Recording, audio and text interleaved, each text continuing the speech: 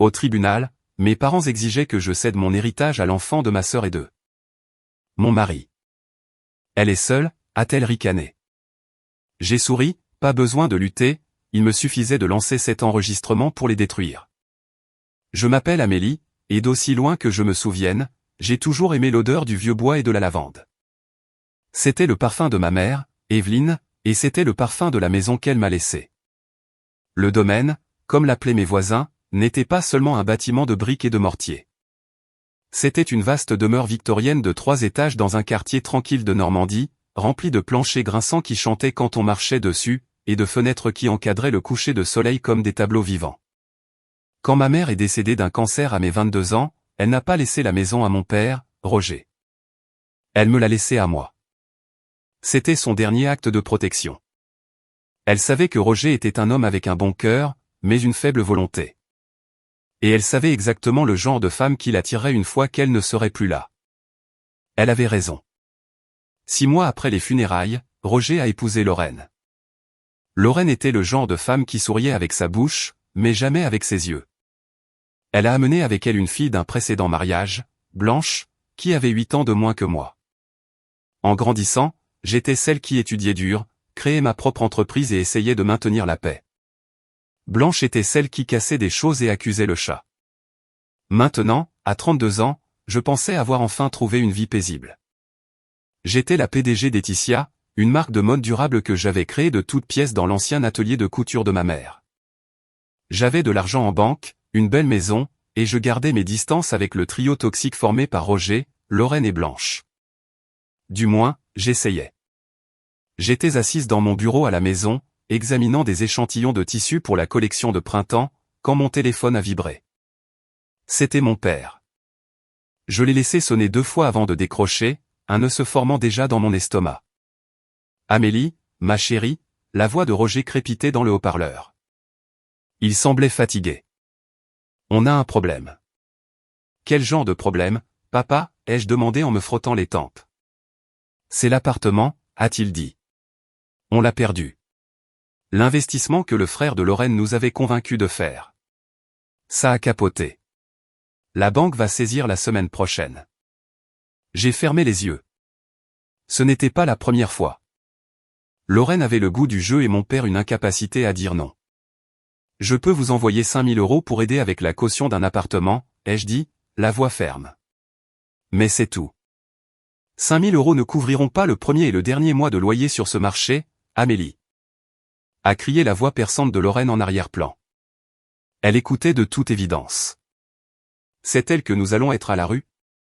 Est-ce qu'elle s'en soucie seulement? Je m'en soucie, papa, ai-je dit, ignorant Lorraine. Mais je ne suis pas un distributeur de billets. Nous n'avons pas besoin d'argent, dit rapidement Roger, essayant de désamorcer la situation. Nous avons juste besoin d'un endroit où rester, juste pour un petit moment, le temps de nous remettre sur pied. Peut-être 3 mois. Le silence s'est étiré entre nous. La maison de ma mère était mon sanctuaire. C'était le seul endroit où je me sentais en sécurité, où le fantôme d'Evelyne semblait encore chaleureux et accueillant. Laisser entrer Lorraine et Blanche, c'était comme inviter des termites dans un navire en bois. Je ne pense pas que ce soit une bonne idée, ai-je dit. S'il te plaît, Amélie, a-t-il supplié, sa voix tombant à un murmure. Je suis un vieil homme. Je n'ai nulle part où aller. J'ai regardé le portrait de ma mère accroché au-dessus de mon bureau. Ses yeux semblaient me mettre en garde. Mais avant que je puisse répondre, la porte d'entrée s'est ouverte en bas. Chérie, je suis rentré. C'était Gauthier, mon mari, mon pilier. Du moins, c'est ce que je pensais. Il est entré dans le bureau, élégant dans son costume, sa cravate desserrée juste comme j'aimais. Il a vu la détresse sur mon visage et s'est immédiatement approché, m'enlaçant de ses bras. Attends, Roger, ai-je dit à mon père, coupant le son du téléphone. Qu'est-ce qui ne va pas, a demandé Gauthier en m'embrassant sur le front. Mon père et Lorraine ont perdu leur maison, ai-je murmuré. Ils veulent emménager ici. Gauthier n'a pas eu l'air agacé. Il n'a pas eu l'air inquiet. Il a eu l'air pensif. Et cela aurait dû être mon premier signal d'alarme. J'avais rencontré Gauthier il y a 3 ans lors d'une conférence professionnelle. Il était expert comptable, vif avec les chiffres mais doux avec les gens. Contrairement aux hommes que je fréquentais habituellement, qui étaient intimidés par mon succès ou mon héritage, Gauthier semblait le célébrer. Il m'a aidé à restructurer les finances d'Eticia, transformant un modeste profit en une entreprise florissante. Quand il m'a demandé en mariage sous le vieux chêne de mon jardin, j'ai eu l'impression d'avoir enfin trouvé le partenaire que ma mère aurait voulu pour moi. Debout dans mon bureau, Gauthier a pris le téléphone de ma main. Il m'a regardé dans les yeux, son expression pleine de ce calme et de ce raisonnable que j'aimais tant. « Amélie, dit-il doucement. Je sais qu'ils sont difficiles. Je sais que Lorraine te rend folle et que Blanche est un cas. Mais c'est ta famille. Si nous leur tournons le dos maintenant, comment te sentiras-tu s'il arrive quelque chose à ton père ? Je me sentirai en paix, ai-je voulu dire. Mais je ne l'ai pas fait, car Gauthier savait exactement sur quel bouton appuyer. Il a pointé la photo de ma mère. Qu'est-ce qu'Evelyne ferait ? A-t-il demandé. C'était la femme la plus généreuse que je n'ai jamais rencontrée. Laisserait-elle ton père vivre dans un motel ? C'était un coup bas, mais ça a fonctionné. Une culpabilité lourde et suffocante s'est installée dans ma poitrine. J'ai réactivé le son du téléphone. D'accord, ai-je dit dans le combiné. 3 mois, pas un jour de plus. Et il y a des règles. Oh, Dieu merci, a expiré Roger. J'ai pu entendre Lorraine marmonner quelque chose qui ressemblait à enfin en arrière-plan. Nous serons là samedi, a dit Roger. Quand j'ai raccroché, Gauthier m'a serré fort dans ses bras. Tu as fait ce qu'il fallait, chérie. Je suis fier de toi. En plus, ce sera sympa d'avoir une maison pleine. C'est un peu trop calme ici ces derniers temps. Il a souri, un sourire parfait et rassurant. Je n'ai pas vu le calcul derrière. Je n'ai pas vu qu'il n'ouvrait pas seulement la porte à ma famille. Il déverrouillait les portes d'une invasion. Gauthier était récemment devenu le DAF d'Eticia. Je lui avais fait entièrement confiance pour l'entreprise. Garde la famille et l'argent séparés, m'avait prévenu ma mentor, Margot, mais je l'avais ignoré. Gauthier était mon mari. Nous étions une équipe. Ce samedi-là, l'invasion a commencé. Je m'attendais à quelques valises, peut-être une boîte ou deux. Ce qui est arrivé, c'est un camion de déménagement. Je me tenais sur le porche, enveloppé dans un cardigan contre le froid, regardant les déménageurs transporter des boîtes étiquetées et fragiles, garde-robe de Lorraine et chaussures de Blanche. Et, attendez une minute, ai-je dit en m'avançant alors qu'un déménageur essayait de faire entrer un énorme fauteuil tape à accent grave-l'œil à imprimer Léopard. Où est-ce que ça va ? Dans le salon, madame, a grogné le déménageur. Non, ça n'ira pas, ai-je dit fermement. C'est un séjour temporaire. Nous ne refaisons pas la décoration. Amélie, détends-toi, a dit la voix de Gauthier derrière moi. Il a descendu les marches, tapant sur l'épaule du déménageur. Mettez-le dans le garage pour l'instant. On s'en occupera plus tard. Il s'est tourné vers moi, baissant la voix. Ne commençons pas une guerre dès le premier jour, d'accord ? Ils sont stressés. Perdre sa maison, c'est traumatisant. Puis une voiture s'est garée. Blanche en est sortie. À 24 ans, ma demi-sœur avait l'air de passer une audition pour une émission de télé-réalité. Elle portait des lunettes de soleil surdimensionnées et tapait furieusement sur son téléphone. Elle ne m'a même pas regardé. Elle a juste pointé le coffre du doigt. Et, quelqu'un peut prendre ma mallette de maquillage ? Elle est lourde, a-t-elle crié à personne en particulier. Roger est sorti du siège conducteur, l'air d'avoir pris 10 ans depuis la dernière fois que je l'avais vu. Il m'a fait une faible étreinte. Merci, Amélie. Tu nous sauves la vie. Lorraine a suivi, scrutant l'extérieur de la maison d'un œil critique. La peinture s'écaille sur les volets, fut son bonjour. Et le jardin est en friche. Evelyne n'a jamais eu la main verte, n'est-ce pas ? J'ai serré les poings dans mes poches. Bonjour à toi aussi, Lorraine. Eh bien, tu ne vas pas nous inviter à entrer ? A-t-elle demandé, agrippant son sac à main comme si elle était la reine d'Angleterre en visite chez un paysan. Je me suis écarté. Alors qu'il passait devant moi pour entrer dans le hall, l'air de la maison a semblé changer. L'odeur de lavande a été instantanément submergée par le parfum lourd et entêtant de Lorraine. J'ai cherché du soutien auprès de Gauthier, mais il était déjà occupé à aider Blanche avec ses sacs, riant de quelque chose qu'elle lui montrait sur son téléphone. Un frisson glacial m'a parcouru l'échine. Ce n'était pas le vent. C'était le sentiment que je venais de commettre la plus grosse erreur de ma vie. À la fin de la première semaine, la notion d'intimité avait été complètement effacée. La maison, habituellement un temple de productivité tranquille, s'était transformée en un dortoir chaotique. Blanche traitait l'endroit comme un hôtel. Elle prenait des douches de 40 minutes, vidant le chauffe-eau chaque matin juste avant que j'aie besoin de me préparer pour le travail. Elle laissait des pots de yaourt à moitié mangés sur mes tables basses antiques et se plaignait bruyamment de la vitesse du Wi-Fi dans l'aile des invités. Saram, s'est-elle plainte à table le mardi. Je ne peux même pas streamer en 4K. Amélie, tu dois sérieusement améliorer ça. Tu as l'argent pour. L'internet est suffisant pour travailler, Blanche, ai-je dit en coupant mon steak un peu trop agressivement. Peut-être que si tu ne téléchargeais pas des saisons entières de séries, ce serait plus rapide. Je m'ennuie, a-t-elle ricané. Ce n'est pas comme s'il y avait autre chose à faire dans ce vieux musée poussiéreux. Blanche, sois gentille, a marmonné Roger dans ses pommes de terre, mais il n'a pas levé les yeux. Gauthier est intervenu, servant du vin à tout le monde. Je peux regarder pour un répéteur Wi-Fi demain, B. C'est une solution facile. Merci, Gauthier, a rayonné Blanche, enroulant une mèche de cheveux autour de son doigt. Au moins, quelqu'un ici se soucie de mes droits humains fondamentaux. J'ai regardé Gauthier, attendant qu'il la corrige, qu'il lui rappelle qu'elle était une invitée. Au lieu de ça, il lui a juste fait un clin d'œil, heureux de l'aider. Mais le vrai point de rupture est arrivé le dimanche. J'avais passé la matinée à l'entrepôt Laetitia et suis rentré plus tôt pour prendre des dossiers. La maison était étrangement silencieuse. Je suis entré dans la salle à manger et me suis figé. Lorraine se tenait près du grand vaisselier en chêne, la fierté de ma mère. Le vaisselier était ouvert. Des boîtes étaient éparpillées sur le sol. Lorraine emballait le délicat service à thé floral peint à la main de ma mère dans du papier journal. « Qu'est-ce que tu fais ?» Ma voix est sortie comme un grognement sourd. Lorraine a sursauté, manquant de faire tomber une soucoupe. « Oh, Amélie, tu m'as fait peur. Je t'ai demandé ce que tu faisais avec la porcelaine de ma mère, ai-je répété en m'approchant. Eh bien, a-t-elle reniflé en reprenant son emballage. J'ai besoin de place pour ma collection. J'ai ces adorables bibelots de collection, et il n'y a tout simplement nulle part où les exposer.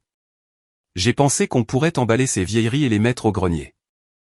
C'est démodé de toute façon. Le sang m'est monté à la tête. Démodé ? Ce service vient d'Angleterre. C'était celui de sa grand-mère. Ce ne sont que des objets, Amélie, a dit Lorraine d'un air dédaigneux. Tu ne devrais pas être si attachée aux choses matérielles. C'est malsain. De plus, nous vivons ici maintenant, nous aussi. Nous devrions nous sentir chez nous. Vous êtes des invités. Ai-je crié. Remets ça en place, maintenant.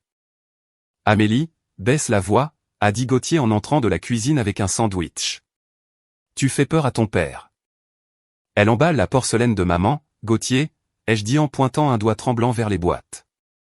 Gauthier a soupiré, me regardant comme si j'étais une enfant en pleine crise de colère. Chérie, Lorraine essaie juste de faire son nid. Elle essaie de contribuer. Pourquoi dois-tu être si territorial ? Ce ne sont que des assiettes. Ce ne sont pas que des assiettes, ai-je murmuré, les larmes me piquant les yeux. C'est elle. Tu réagis de manière excessive, a dit Gauthier, posant une main sur l'épaule de Lorraine. Lorraine, peut-être laisse les assiettes pour l'instant. Amélie a une journée sensible. Très bien, a soufflé Lorraine, jetant le papier journal par terre. J'essayais juste d'aider à organiser ce désordre. De rien. Ils sont sortis de la pièce ensemble, me laissant là, debout avec le fantôme du service à thé de ma mère. Je me sentais petite. Je me sentais stupide. Et pour la première fois, je me sentais comme une étrangère dans ma propre maison. Plus tard dans la nuit, j'étais allongé dans mon lit, fixant le plafond. Gauthier dormait à côté de moi, sa respiration profonde et régulière. J'ai tendu la main pour toucher son bras, ayant besoin d'être rassuré, mais il s'est retourné, me tournant le dos. Gauthier, ai-je murmuré. Je suis fatigué, Amélie, a-t-il marmonné dans son oreiller. Ne commence pas à faire des histoires ce soir. J'ai retiré ma main. Le vide entre nous dans le lit ressemblait à un canyon. Au bout du couloir, je pouvais entendre Blanche rire au téléphone et la télévision hurler depuis la chambre de mon père. Mon sanctuaire avait disparu, et j'avais le pressentiment que les faire partir dans 3 mois allait être une guerre pour laquelle je n'étais pas préparé. 3 semaines après leur arrivée, la tension dans la maison était devenue un poids physique, m'oppressant la poitrine chaque fois que je franchissais la porte d'entrée. Mais je pensais que j'avais encore mon sanctuaire, mon bureau. Laetitia était mon bébé, mon espace de sécurité où la logique et le travail acharné régnaient, pas les commentaires passifs-agressifs sur ma cuisine ou les plaintes sur la facture de chauffage. Cela a changé un mardi matin. Je suis entré au siège d'Laetitia, un entrepôt reconverti avec de hauts plafonds et une lumière naturelle, prête à examiner la stratégie marketing du 3e trimestre. Mais quand je suis arrivé à mon bureau, j'ai trouvé Gauthier assis à ma table de conférence.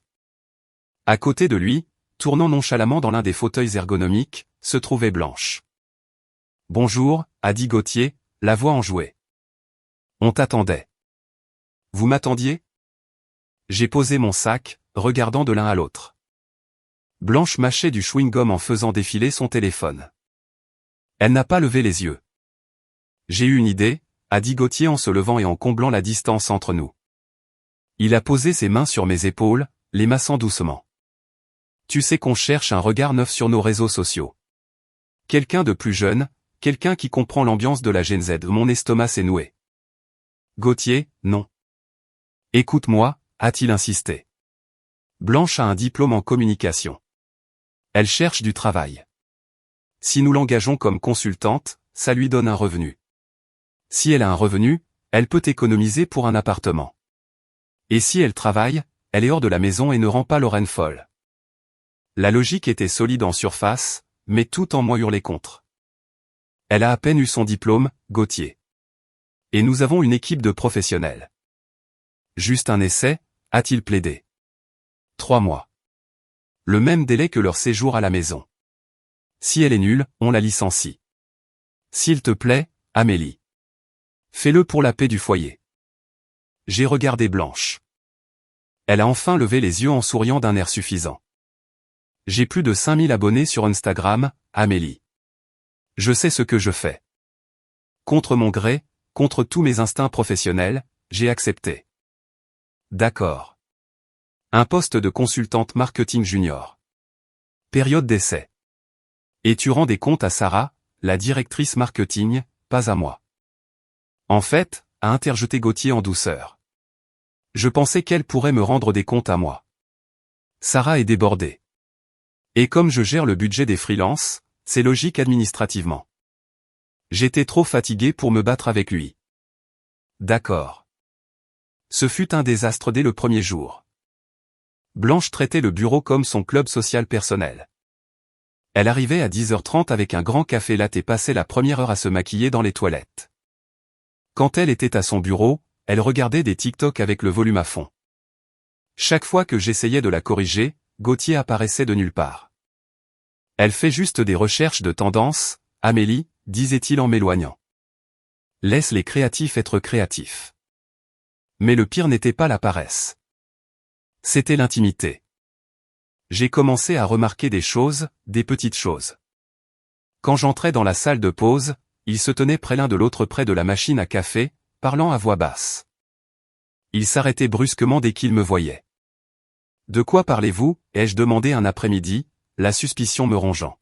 « Juste des allocations budgétaires pour la campagne d'influenceurs » a dit Gauthier rapidement. « Trop rapidement ?»« Ouais » a ajouté Blanche en prenant une gorgée de son café. Ses yeux se sont attardés sur le visage de Gauthier une seconde de trop avant de se tourner vers moi. « Des trucs de finance ennuyeux.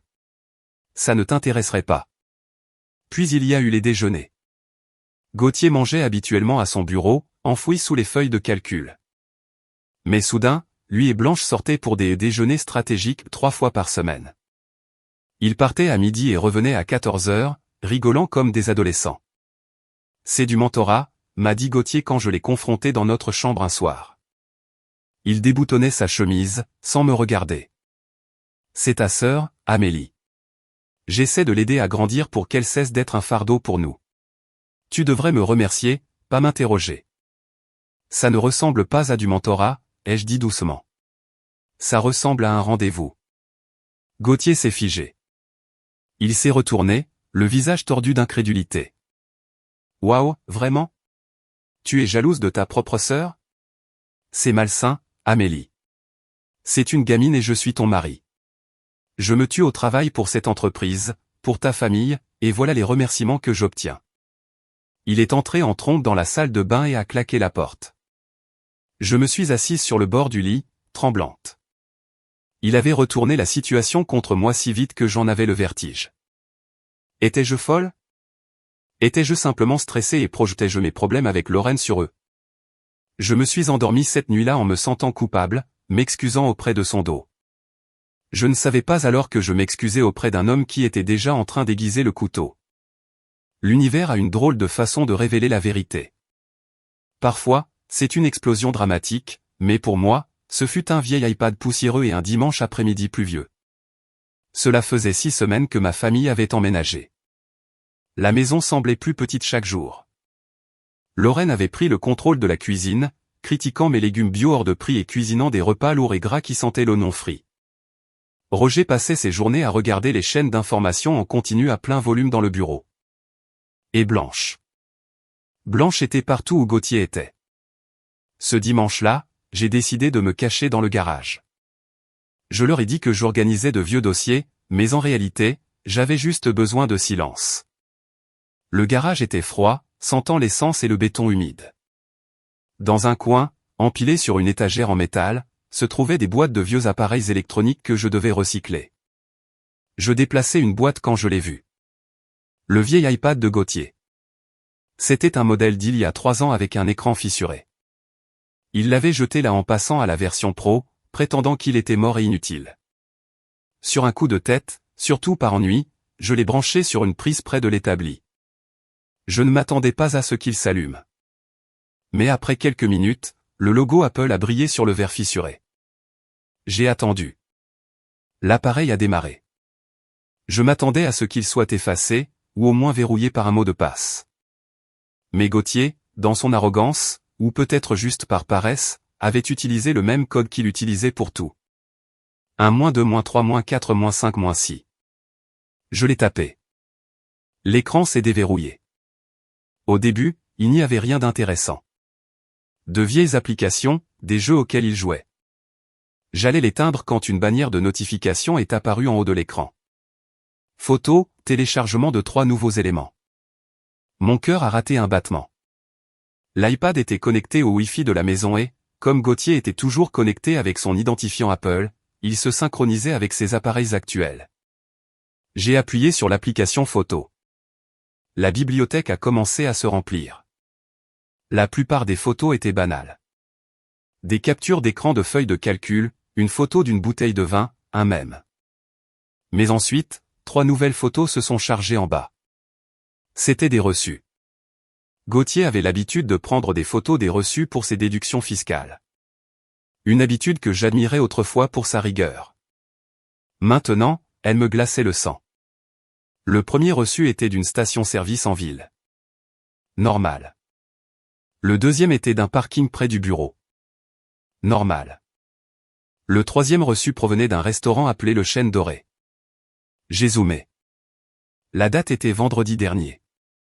L'heure était 19h30. Je me suis figé. Vendredi dernier, Gauthier m'avait dit qu'il travaillait tard avec les auditeurs.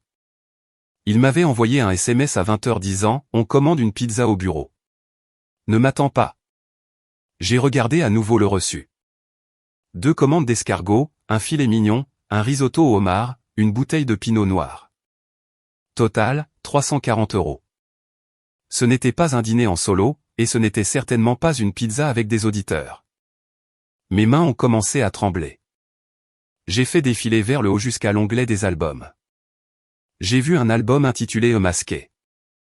J'ai essayé de l'ouvrir, mais il fallait face ID ou un mot de passe différent. J'ai réessayé le générique. Ça n'a pas marché. Je suis retourné au reçu. Le Chêne Doré était un restaurant romantique. Intime. Le genre d'endroit où l'on emmène quelqu'un avec qui on veut coucher. Je me suis assise sur le sol en béton froid, serrant l'iPad fissuré. Mon esprit s'emballait, essayant de trouver une explication logique. Peut-être qu'il avait emmené un client. Mais pourquoi mentir? Pourquoi dire qu'il mangeait une pizza au bureau? Puis je me suis souvenu de Blanche. Vendredi dernier, Blanche était rentrée tard, vers 23 heures. Elle fredonnait, les joues rouges. Quand je lui ai demandé où elle avait été, elle a dit, juste sortie avec des amis de la fac. J'ai ouvert le calendrier sur l'iPad. J'ai croisé les dates. Il y a 2 semaines, Gauthier en conférence à Lyon. Blanche en week-end en ville. Il y a 3 semaines, Gauthier a un pot de réseautage. Blanche au cinéma tard le soir. Le schéma était là. Ce n'était pas une preuve irréfutable. Je n'avais pas de photos d'eux s'embrassant ou de SMS disant « je t'aime », mais c'était une piste de miettes de pain menant à une falaise. J'ai débranché l'iPad. J'ai soigneusement essuyé mes empreintes de l'écran et les replacées sur l'étagère exactement comme je l'avais trouvé. Je ne pouvais pas encore le confronter. Si je lui montrais le reçu, il mentirait. Il dirait que c'était un dîner de clients qu'il avait oublié de mentionner. Il dirait que j'étais folle, paranoïaque, contrôlante. Il montrait la famille encore plus contre moi. Non, j'avais besoin de plus. J'avais besoin de quelque chose d'indéniable. Je devais cesser d'être l'épouse confiante et commencer à être la PDG qui enquête sur une fraude. Le dîner de ce soir-là fut une séance de torture. Lorraine avait fait du pain de viande. Nous étions assis autour de la table de la salle à manger, le cliquetis des couverts étant le seul son brisant le lourd silence. Gauthier était assis en face de moi, l'air détendu, faisant défiler des emails sur son téléphone tout en mangeant. Blanche était à côté de lui, envoyant des SMS sous la table. J'ai décidé de tâter le terrain. Comment s'est passé l'audit vendredi, Gauthier, ai-je demandé, gardant une voix désinvolte. J'ai coupé un morceau de carotte, sans lever les yeux. Gauthier n'a pas hésité une seconde. Brutal, a-t-il dit en secouant la tête. Ces types du fisc sont minutieux. On est resté bloqué sur les charges sociales de 2023 jusqu'à presque 21 heures. Vous avez fini par prendre cette pizza, ai-je demandé. Ouais, a-t-il rigolé. Le pepperoni m'a donné des brûlures d'estomac toute la nuit. J'ai alors levé les yeux. Je l'ai regardé droit dans les yeux. Ils étaient clairs, bleus et totalement trompeurs. Il mentait avec la facilité de la respiration. C'est dommage, ai-je dit. J'avais envie de cuisine française vendredi. J'ai failli passer devant le chêne doré, mais je ne voulais pas y aller seul. Pendant une fraction de seconde, moins d'un battement de cœur, la fourchette de Gauthier s'est arrêtée à mi-chemin de sa bouche. Ses yeux ont vacillé vers Blanche. Blanche a cessé de mâcher. La cuisine française est trop lourde, a dit Gauthier, se reprenant instantanément. Reste sur tes trucs bio, chérie. Il a souri. C'était le même sourire qu'il m'avait fait le jour de notre mariage. Il m'a donné envie de hurler. À partir de ce moment, la maison a changé pour moi. Ce n'était plus un foyer. C'était un champ de bataille. Et j'étais derrière les lignes ennemies. J'ai cessé de parler au dîner. J'ai cessé de répondre aux insultes de Lorraine. Quand j'entrais dans une pièce, la conversation mourait instantanément. Il me regardait avec un mélange de pitié et d'agacement, comme si j'étais une invitée indésirable dans ma propre maison. Pourquoi est-elle toujours aussi maussade, ai-je entendu Lorraine chuchoter à Roger un soir dans le salon. Gauthier est un saint de la supporter. Elle travaille dur, Lorraine, a marmonné mon père. Elle est froide, a rétorqué Lorraine. Tout comme sa mère. Je me suis retiré dans mon bureau. Mais au lieu de créer des vêtements, j'ai commencé à auditer ma propre entreprise. Je me suis connecté à l'interface administrative de notre logiciel de comptabilité. Gauthier avait mis en place le système, mais j'avais toujours un accès administrateur, quelque chose que je ne pense pas qu'il se soit rendu compte que je savais encore utiliser. J'ai commencé à examiner la liste des fournisseurs. La plupart des noms étaient familiers. Des fournisseurs de tissus en Inde, une logistique d'expédition à Marseille, des entreprises d'emballage en Belgique. Mais j'ai alors vu un paiement récurrent qui sortait du lot. G&B Venture. C'était listé sous aux frais de conseil, marketing et stratégie. Les paiements étaient faibles au début, 2000 € par-ci, 1500 € par là, juste assez pour passer sous le radar d'une revue mensuelle, mais assez fréquent pour s'additionner. Au cours des 3 derniers mois, coïncidant exactement avec l'arrivée de ma famille, le total transféré à GEB Venture était de près de 30 000 €.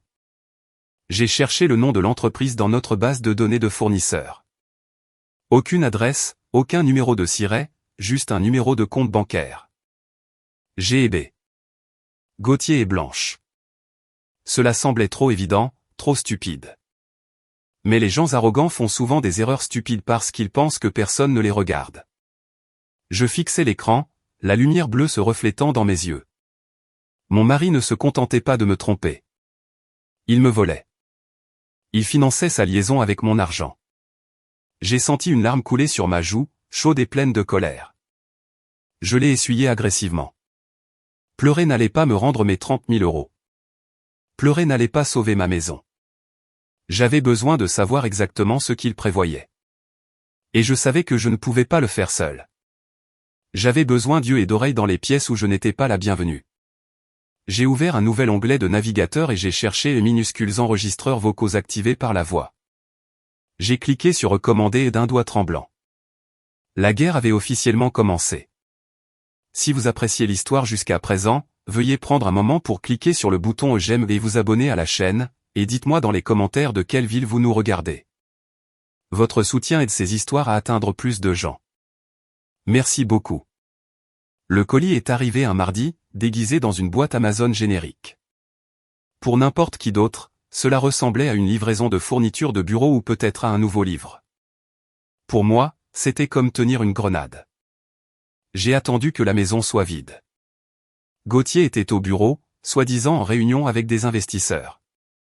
Blanche avait traîné Lorraine au centre commercial pour dépenser de l'argent qu'elle n'avait pas. Roger était au parc en train de nourrir les canards, sa seule échappatoire aux récriminations constantes de Lorraine. J'ai emporté la boîte dans ma chambre et j'ai fermé la porte à clé. Mes mains tremblaient si fort que je pouvais à peine couper le ruban adhésif avec mes ciseaux. À l'intérieur, nichés dans de la mousse, se trouvaient 3 minuscules rectangles noirs. Des enregistreurs numériques à activation vocale. 500 heures de stockage. Haute sensibilité. Une vague de nausées m'a envahi. J'étais la femme qui avait bâti une entreprise basée sur la transparence et l'éthique.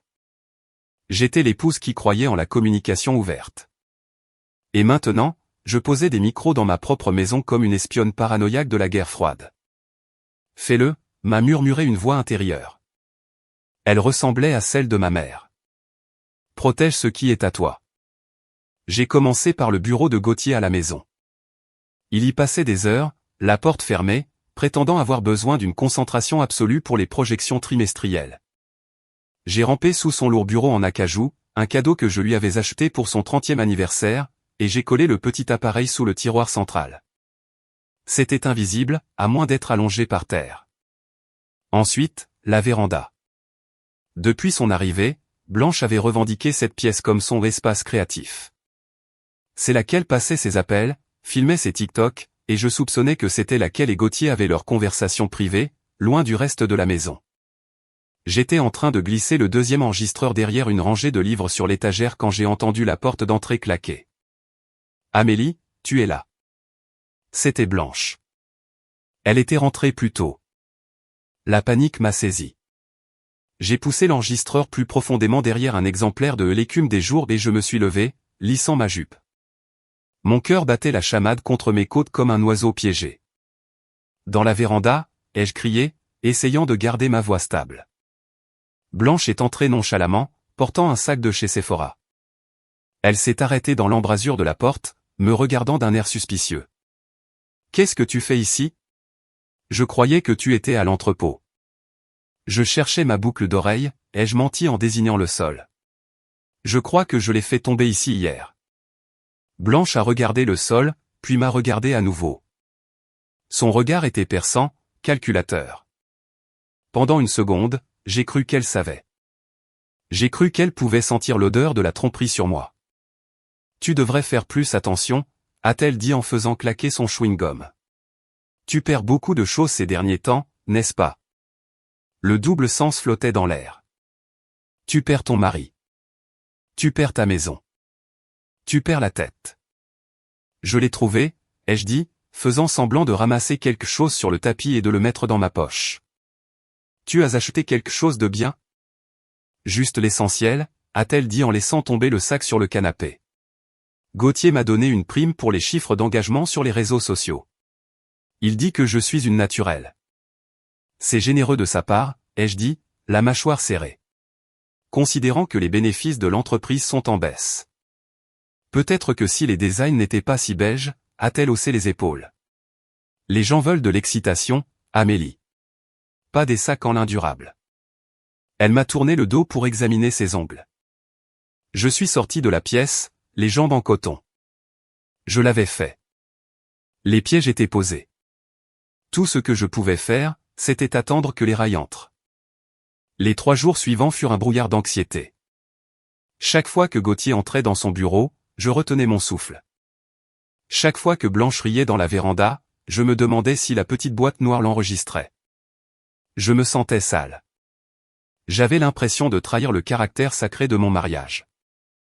Mais au fond de moi, je savais que le mariage était déjà un cadavre. Je cherchais juste la cause du décès. Le vendredi matin, j'ai récupéré les appareils. J'ai attendu que tout le monde soit parti, Gauthier au travail, la famille à un brunch auquel je n'étais pas invité, et j'ai ramassé les enregistreurs. Je les ai emmenés dans un café à 3 villes de là. Je ne pouvais pas les écouter dans la maison. Les murs semblaient avoir des oreilles. Je me suis assise dans une banquette d'angle, j'ai mis mes écouteurs à réduction de bruit et j'ai branché le premier appareil sur mon ordinateur portable. La liste des fichiers était longue. La plupart étaient des silences ou des bruits de fond, le bourdonnement du réfrigérateur, le son d'une frappe au clavier. J'ai avancé rapidement à travers des heures de vie banale. Puis j'ai trouvé un fichier du mercredi soir, horodaté 23h42. J'ai appuyé sur lecture. Bruit d'une porte qui se ferme. Le clic d'une serrure. Est-ce qu'elle dort? C'était la voix de Gauthier. Basse. Urgente. Ouais, j'ai vu sa lumière s'éteindre il y a 1 heure. Elle est probablement en train de pleurer sur l'album photo de sa mère encore. La voix de Blanche a suivi, accompagnée d'un ricanement cruel.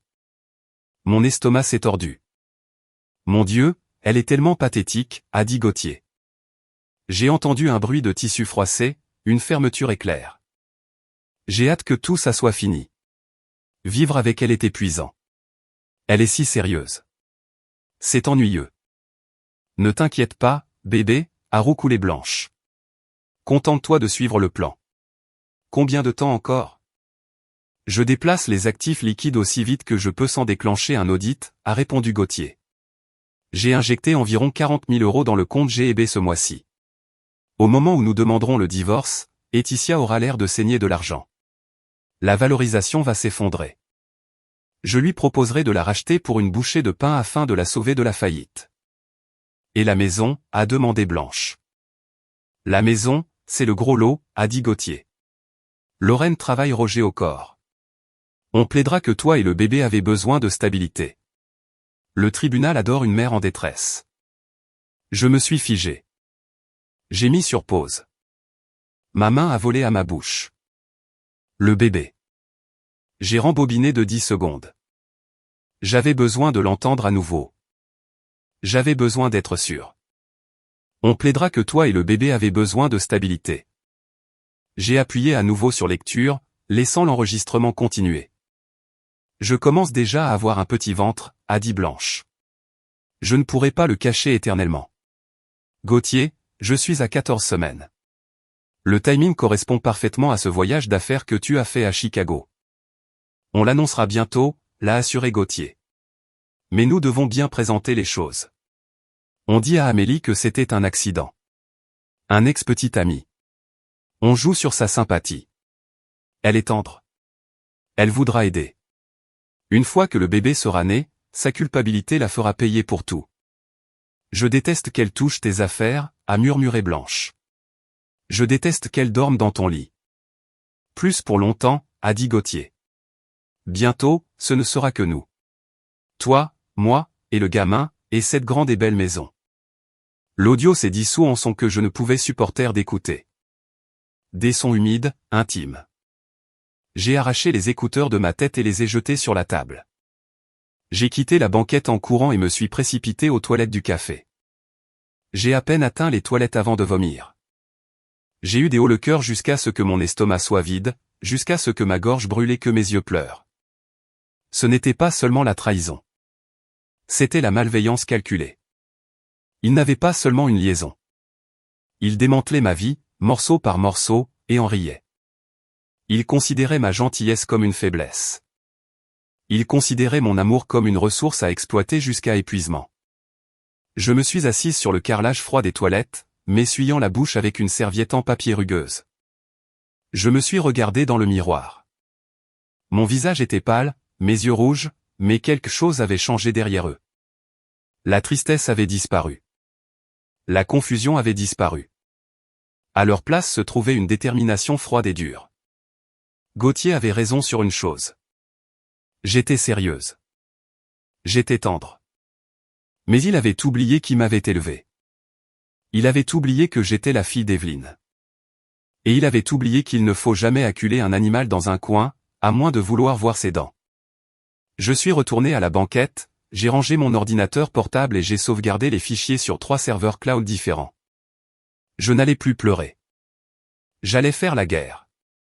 Je ne suis pas rentré chez moi immédiatement. Je ne pouvais pas encore les affronter. Au lieu de cela, j'ai conduit jusqu'à la ville, vers un immeuble au mur de verre qui sentait le parfum cher et l'intimidation. J'avais rendez-vous avec Fiona, une avocate requin qui avait représenté l'amie de ma mère lors d'un divorce difficile des années auparavant. Margot m'avait donné son numéro avec un avertissement, elle est chère et elle est impitoyable. Ne fais appel à elle que si tu veux pratiquer la politique de la terre brûlée. Je voulais pratiquer la politique de la terre brûlée. Je me suis assise dans le bureau de Fiona, les enregistrements et les captures d'écran de l'iPad étalés sur son bureau. Fiona a écouté l'audio, son visage un masque impénétrable de détachement professionnel. Quand ce fut terminé, elle a enlevé ses lunettes et m'a regardé. C'est brutal, a-t-elle dit calmement. Mais c'est aussi un cadeau. Puis-je le virer? Ai-je demandé. Puis-je les mettre dehors ce soir? Non, a dit Fiona sèchement. Absolument pas. J'ai cligné des yeux. Pourquoi? Il me vole. Il couche avec ma sœur. Si tu le licencies maintenant, il plaidera le licenciement abusif, a expliqué Fiona en tapotant un stylo contre le bureau. Il prétendra que les transferts d'argent étaient des dépenses professionnelles autorisées que tu n'as simplement pas comprises. Il dira que l'enregistrement a été obtenu illégalement, ce qui dans cet état est une zone grise dépendant de l'attente de la vie privée. Il fera traîner ça pendant des années et il videra tes comptes en frais de justice. Alors, que dois-je faire? On le laisse creuser son propre trou, a dit Fiona, un petit sourire dangereux jouant sur ses lèvres. Il pense que tu es stupide, Amélie. Utilise ça. Laisse-le continuer les transferts. Laisse-le continuer sa liaison. Nous devons lier l'argent directement à son bénéfice personnel. Nous avons besoin d'une preuve d'intention de frauder. Elle a sorti un bloc-notes et a commencé à esquisser un diagramme. Nous devons découvrir où G&B Venture est enregistré. Nous devons savoir s'il utilise les fonds de l'entreprise pour payer des biens personnels, des voitures, des appartements, des fournitures pour bébé. Et le plus important, nous avons besoin qu'il mente sous serment. Mentir sous serment? Finalement, ils vont tenter de s'approprier la maison, a prédit Fiona en se basant sur l'enregistrement. Leur plan est de revendiquer une fiducie implicite ou d'exiger une pension alimentaire pour l'enfant en prétendant que tu as accepté un rôle parental. Lorsqu'ils déposeront cette requête, ils devront soumettre des déclarations financières. Gauthier cachera l'argent volé. Et quand il signera cette déclaration en mentant sur ses actifs, c'est là que nous le coincerons. C'est passible de prison, Amélie. Pas juste un divorce. J'ai regardé le diagramme. C'était un piège. Un long et douloureux piège qui m'obligeait à vivre avec l'ennemi pendant des semaines, peut-être des mois de plus. Peux-tu le faire, a demandé Fiona, ses yeux perçant les miens. Peux-tu rentrer chez toi, lui préparer le dîner et prétendre que tu ne sais pas qu'il prévoit de te détruire? J'ai pensé à l'enregistrement. Elle est tellement pathétique. C'est ennuyeux. J'ai pensé à la porcelaine de ma mère emballée dans du papier journal. Oui, ai-je dit, la voix froide. Je peux le faire. Bien, a dit Fiona. Maintenant, parlons de G&B Venture. En utilisant mon accès administrateur et les ressources de Fiona, nous avons passé les 2 heures suivantes à suivre la piste numérique. Ce ne fut pas difficile. Gauthier était arrogant. Il avait enregistré G&B Venture au Delaware, mais l'adresse postale était une boîte postale dans notre ville. Le signataire du compte bancaire n'était pas Gauthier. C'était Blanche. Mais l'adresse IP utilisée pour accéder au compte bancaire correspondait à l'adresse IP de ma maison et plus précisément à l'adresse MAC de l'ordinateur portable de Gauthier. Nous avons trouvé d'autres emails entre Gauthier et un graphiste payé avec les fonds d'Eticia, discutant des logos pour une nouvelle marque appelée Velours et Vigne. Velours et Vigne. C'était une copie directe de ma marque. Ils n'allaient pas seulement prendre mon argent. Ils allaient lancer un concurrent en utilisant mon capital, mes contacts et mes études de marché. Ils allaient tuer Eticia et porter sa peau. C'est de l'espionnage industriel, a dit Fiona, impressionnée. Il veut me laisser sans rien, ai-je réalisé. Correct, a dit Fiona. Alors, nous le laisserons sans rien en premier.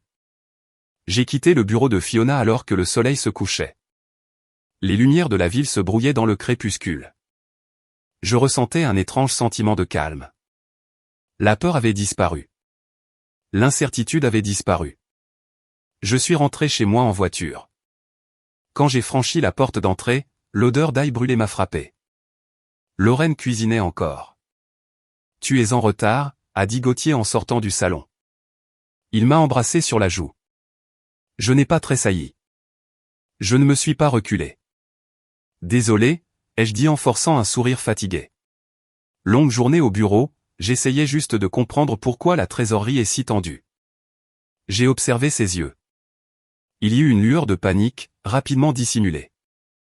Ne t'inquiète pas pour ça, chérie, a-t-il dit en me frottant l'épaule.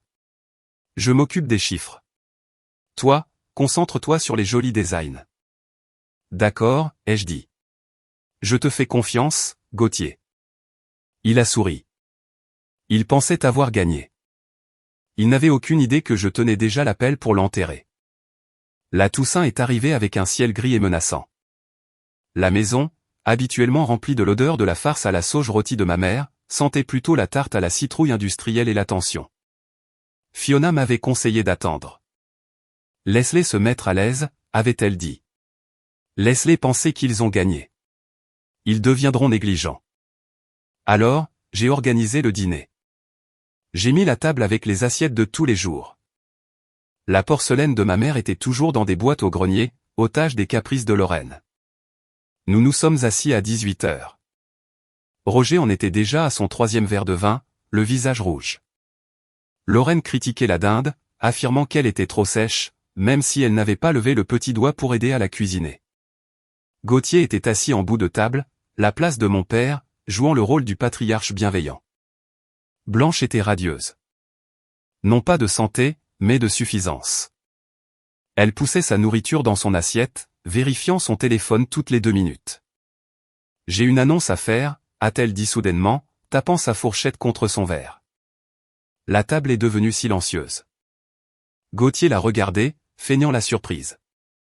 C'était une performance digne d'un feuilleton de l'après-midi. Je sais que les choses ont été stressantes ces derniers temps, a commencé Blanche en me jetant un coup d'œil. Mais quelque chose d'incroyable est arrivé. Je suis enceinte. Roger a laissé tomber sa fourchette. Enceinte? Mais tu n'as même pas de petite amie. C'est compliqué, papa, a soupiré Blanche de façon dramatique. C'était mon ex, le gars de la fac. Il n'est plus dans le tableau. Il ne veut pas du bébé. Mais moi, si. Lorraine a applaudi, les larmes lui montant instantanément aux yeux. Oh, mon bébé va avoir un bébé. Un petit enfant. Roger, n'est-ce pas merveilleux? Je suppose, a balbutié Roger, l'air déconcerté. Puis tous les yeux se sont tournés vers moi. Ils attendaient une réaction. Ils s'attendaient à ce que l'ancienne Amélie, la bonne poire, la sauveuse, offre son soutien, promette d'aider à élever l'enfant. J'ai pris une gorgée d'eau pour cacher le sourire narquois qui menaçait de percer ma façade. Je savais exactement qui était le père. Je savais exactement quand le bébé avait été conçu. Félicitations, Blanche, ai-je dit, la voix stable. C'est une grande responsabilité. C'en est une, a dit Gauthier solennellement, tendant la main pour serrer celle de Blanche par-dessus la table. Mais elle ne le fera pas seule. Nous sommes une famille. On se serre les coudes. Exactement, a renchéri Lorraine. Elle a tourné son regard vers moi, ses yeux se plissant. Et en parlant de se serrer les coudes, nous devons parler des arrangements. Le bébé aura besoin d'une nurserie. On peut vider la chambre d'amis, a suggéré Roger. Non, a dit fermement Lorraine. Cette chambre a trop de courant d'air.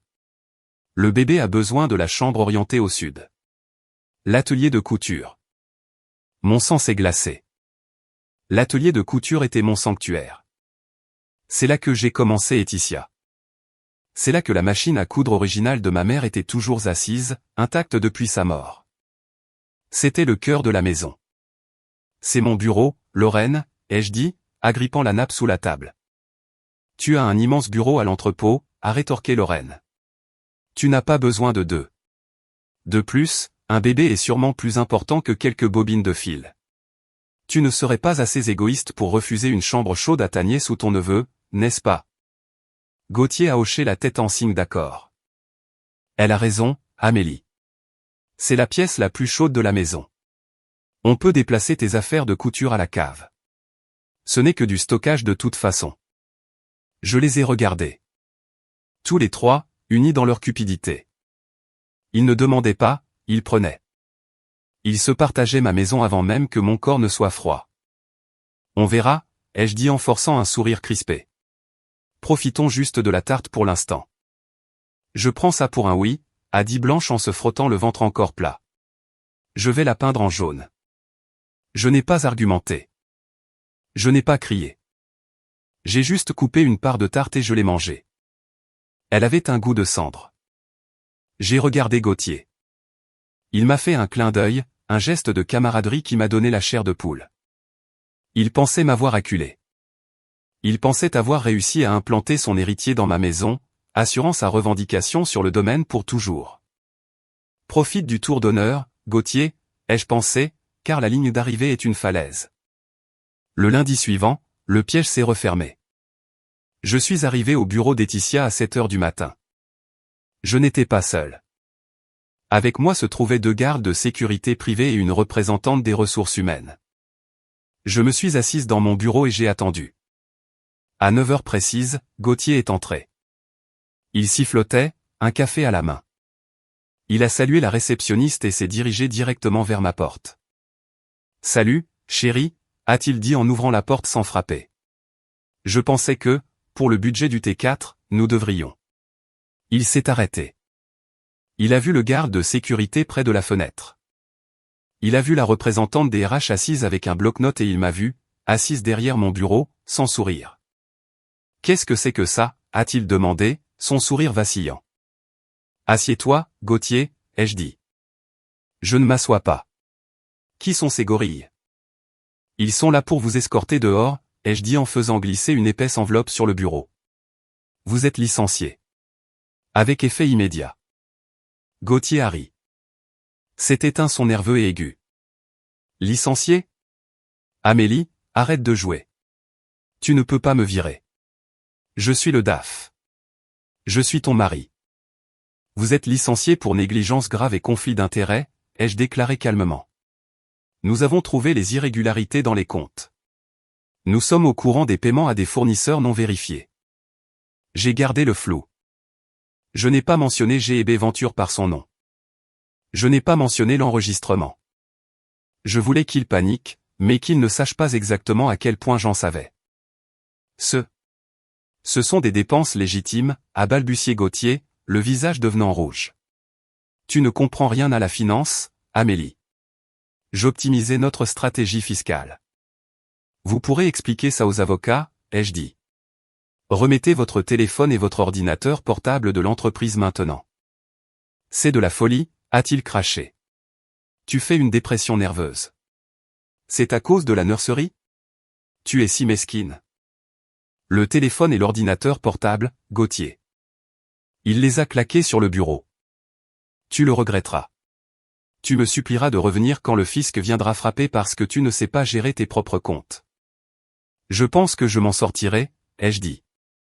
Sécurité, veuillez escorter monsieur Gauthier hors du bâtiment. Alors qu'il le traînait dehors, hurlant des menaces, j'ai pris mon téléphone. Faites entrer Blanche. Blanche est entrée 5 minutes plus tard, l'air confuse. Elle a vu le bureau vide où Gauthier s'asseyait habituellement. Où est Gauthier, a-t-elle demandé. Il ne travaille plus ici, ai-je dit. Et vous non plus. Pardon, a-t-elle ri, se déhanchant. Tu ne peux pas me virer. Je suis enceinte. C'est illégal. Vous êtes une contractante indépendante, Blanche, les jeux corrigés. Et votre contrat a une clause de résiliation. Vos services ne sont plus requis. Salope, a-t-elle sifflé, son masque tombant instantanément. Tu es juste jalouse parce que j'ai un bébé et que tu es stérile. Sécurité, ai-je dit, sans même la regarder. Après leur départ, je suis rentré chez moi. J'ai rencontré le serrurier dans l'allée. Pendant qu'il changeait les serrures de la porte d'entrée, j'ai fait leurs bagages. Je ne les ai pas faits avec soin. J'ai jeté les vêtements dans des sacs poubelles. J'ai balayé les produits de beauté du comptoir de la salle de bain dans une boîte. Quand Gauthier, Lorraine et Roger sont arrivés 2 heures plus tard, Gauthier les avait clairement appelés en panique. Ils ont trouvé leurs affaires empilées sur le porche. Amélie, a crié Roger en frappant à la porte verrouillée. Qu'est-ce que ça veut dire? Tu ne peux pas mettre ta famille à la rue.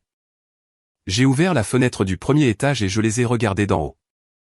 Vous avez 24 heures pour récupérer vos affaires sur le porche, ai-je crié.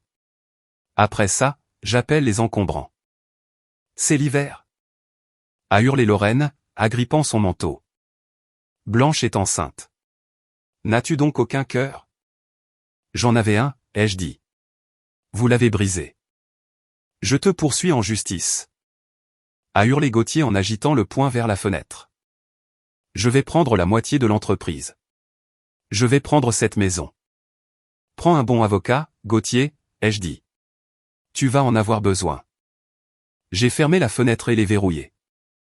Pour la première fois depuis des mois, la maison était silencieuse.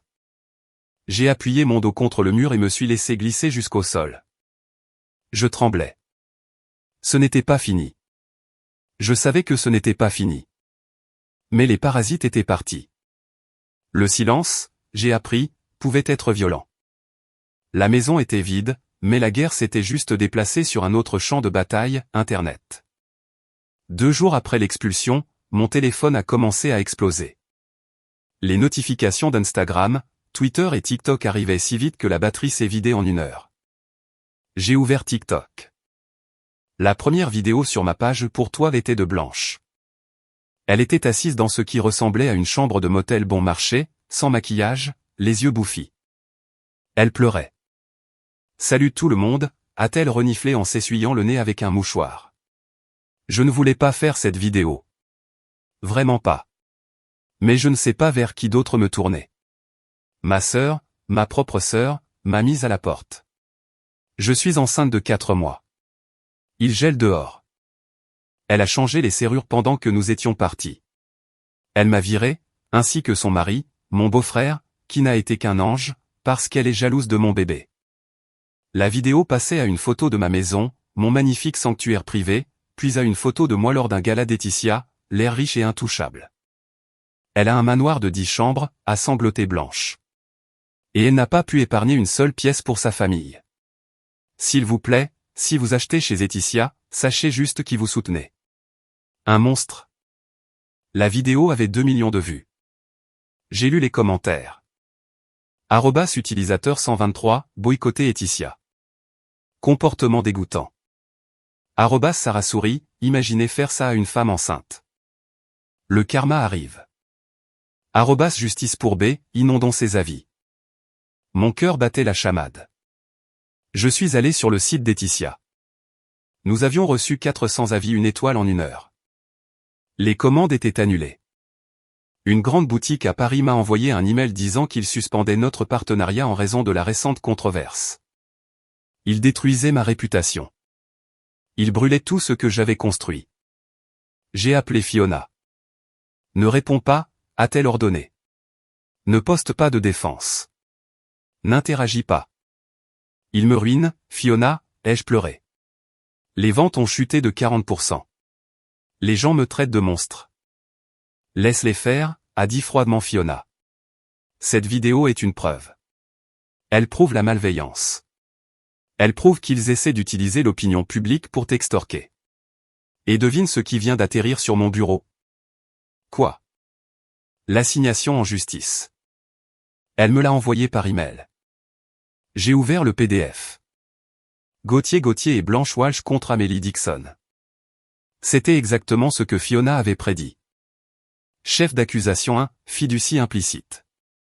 Ils prétendaient qu'en leur permettant de vivre là et en acceptant un loyer, ce qui était un mensonge, ils n'ont jamais payé un centime, mais Gauthier avait transféré de petites sommes de mon compte au sien et les avait étiquetées contribution maison pour créer une trace écrite. J'avais implicitement accepté que la maison était un bien familial partagé. Chef d'accusation 2, infliction intentionnelle de détresse émotionnelle. Chef d'accusation 3, soutien à l'unité familiale. Ils exigeaient 5 000 € par mois de soutien provisoire pour Blanche et l'enfant à naître, affirmant que j'avais assumé un rôle parental en l'embauchant et en l'hébergeant. Ils prétendent que j'ai promis d'adopter le bébé, ai-je dit, lisant le document avec incrédulité. C'est de la folie. C'est une tentative d'extorsion, a dit Fiona. Ils veulent que tu transiges. Ils veulent que tu signes un chèque d'1 million d'euros pour que ça s'arrête. Je ne leur donnerai pas un centime, ai-je dit. Bien, a dit Fiona. Parce que nous avons une date d'audience la semaine prochaine. Et ils ont commis une erreur fatale. Quelle erreur? Ils ont déposé des déclarations financières affirmant leur pauvreté, a dit Fiona. Gauthier a juré sous peine de parjure qu'il a moins de 2 000 € sur son compte bancaire. Il n'a pas déclaré le compte G&B Venture. J'ai senti un frisson glacial de victoire. Il est tombé droit dans le panneau, ai-je murmuré. Oui, a convenu Fiona. Reste en dehors des réseaux sociaux, Amélie. Laisse le monde te détester pendant encore une semaine.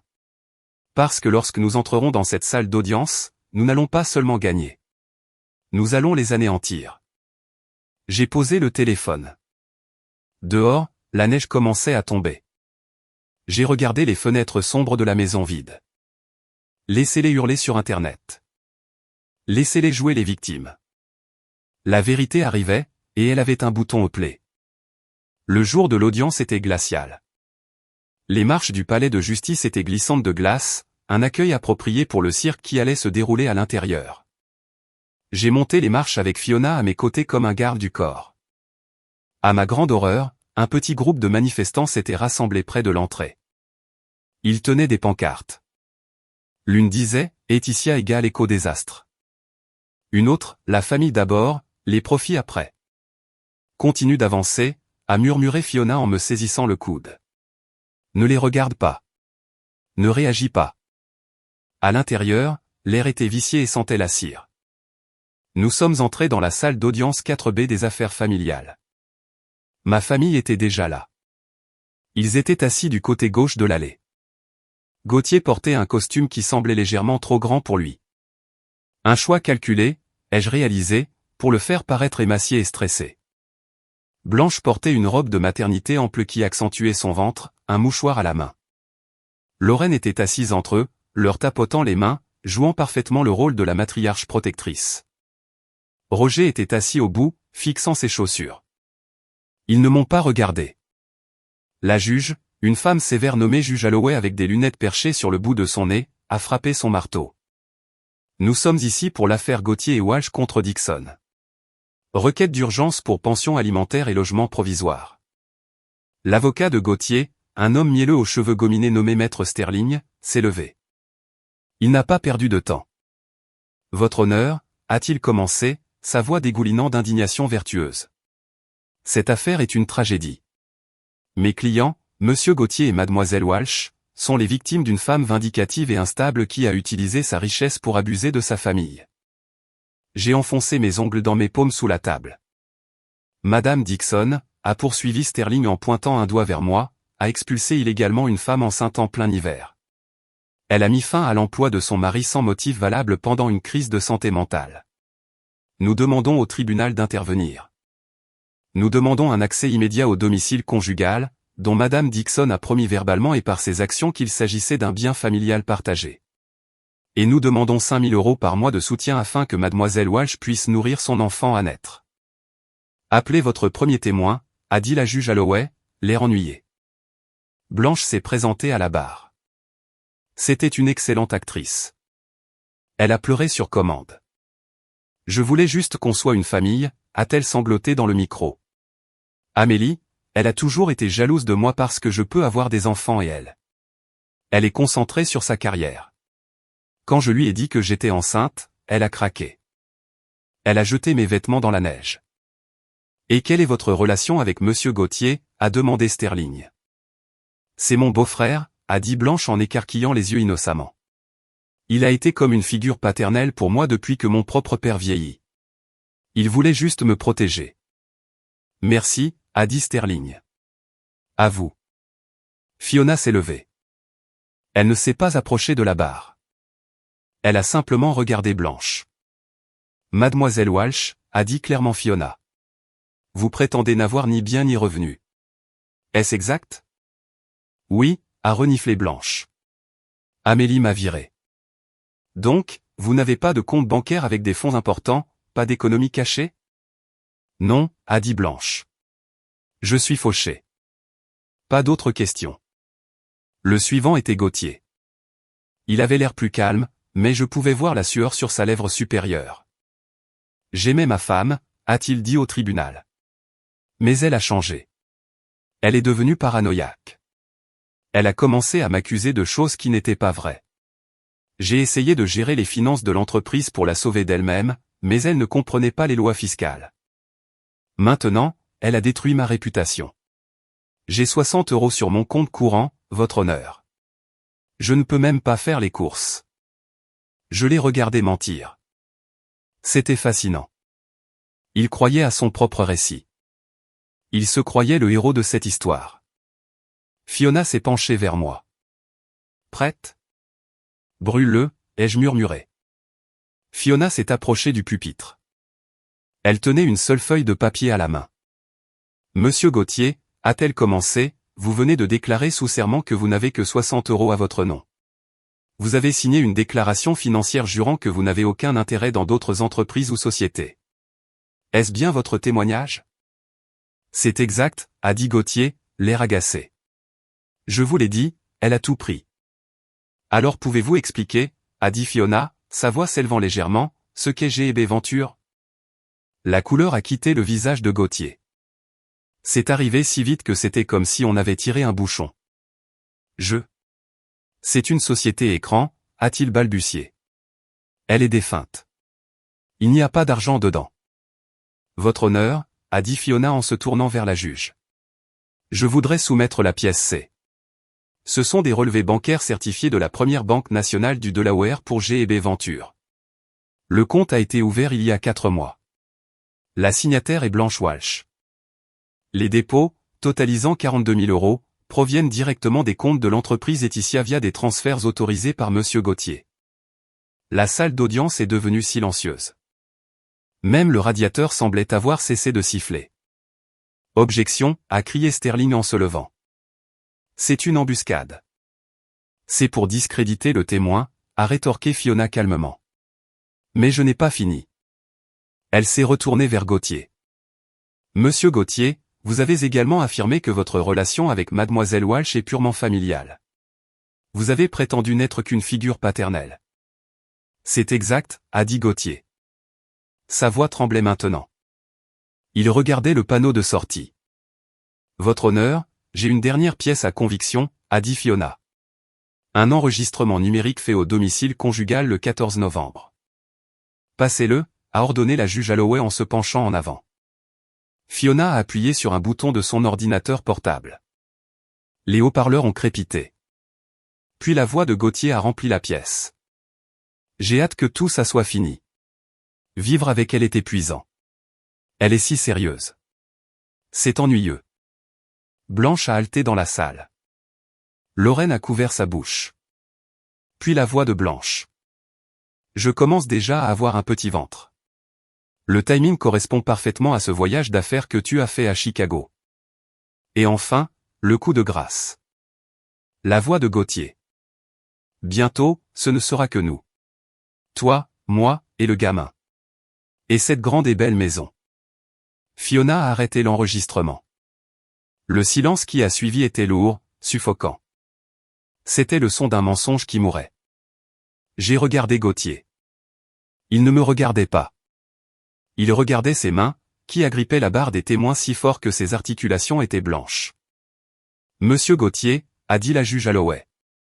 Sa voix était glaciale. Vous vous êtes parjuré dans ma salle d'audience. Vous avez soumis des documents financiers falsifiés et vous avez admis sur bande une conspiration pour frauder votre femme. C'était sorti de son contexte, a murmuré Gauthier. C'était pathétique. Asseyez-vous, a aboyé la juge. La décision fut rapide et brutale. La juge Holloway a rejeté leur requête de soutien avec préjudice. Elle a ordonné un gel immédiat du compte G&B Venture. Elle m'a accordé une ordonnance restrictive permanente contre Gauthier et Blanche. De plus, a dit la juge en foudroyant Gauthier du regard, je transmets cette transcription et les preuves au bureau du procureur de la République. Je vous suggère de trouver un avocat pénaliste, monsieur Gauthier. Vous allez en avoir besoin. Le marteau a frappé. Ça a sonné comme un coup de feu. Le chaos a éclaté. Sterling essayait de ranger sa mallette et de partir avant que la presse ne le voie. Lorraine criait sur Roger, lui reprochant de ne pas avoir empêché cela. Blanche sanglotait pour de vrai cette fois, réalisant que l'argent et la maison avaient disparu. Je me suis levé. J'ai lissé ma jupe. Je ne les ai pas regardés. J'ai descendu l'allée, passé la salle, passé les manifestants dehors qui étaient maintenant confus alors que la nouvelle se répandait sur Twitter. J'ai marché jusqu'à ma voiture. L'air était froid, mais il semblait pur. Je suis rentré chez moi. La maison était calme. Je suis allé dans la cuisine et je me suis préparé une tasse de thé. Je suis allé dans le salon où se trouvait autrefois le fauteuil à imprimer Léopard. Il était vide. J'ai monté les escaliers jusqu'à l'atelier de couture. Les échantillons de peinture jaune que Blanche avait laissés sur le mur étaient toujours là. Je suis allé au placard et j'ai sorti une boîte. J'ai déballé la porcelaine de ma mère, pièce par pièce. J'ai lavé la poussière des délicats motifs floraux. Je les ai replacés dans le vaisselier, exactement là où ils devaient être. Mon téléphone a vibré. C'était un SMS de Roger. Amélie, s'il te plaît. Lorraine m'a mis dehors. Je n'ai nulle part où aller. Je suis ton père. J'ai regardé le message. J'ai pensé à l'homme qui était resté silencieux pendant que sa femme emballait les affaires de ma mère. J'ai pensé à l'homme qui a vu sa fille se faire humilier au tribunal et n'a rien dit. J'ai tapé un seul mot, non. Puis j'ai bloqué le numéro. Je me suis assise dans le fauteuil de ma mère, tenant une tasse de thé chaude, regardant le jardin couvert de neige. L'odeur de lavande était faible, mais elle était là. La maison respirait autour de moi. Elle était meurtrie, et moi aussi. Mais nous étions toujours debout. Mon père est actuellement dans un refuge pour sans-abri parce que j'ai refusé de payer sa chambre de motel. Il dit que je suis sans cœur de le punir pour des crimes qu'il n'a pas commis, mais seulement regarder. Pensez-vous que j'aurais dû l'aider, ou le silence est-il aussi un crime ?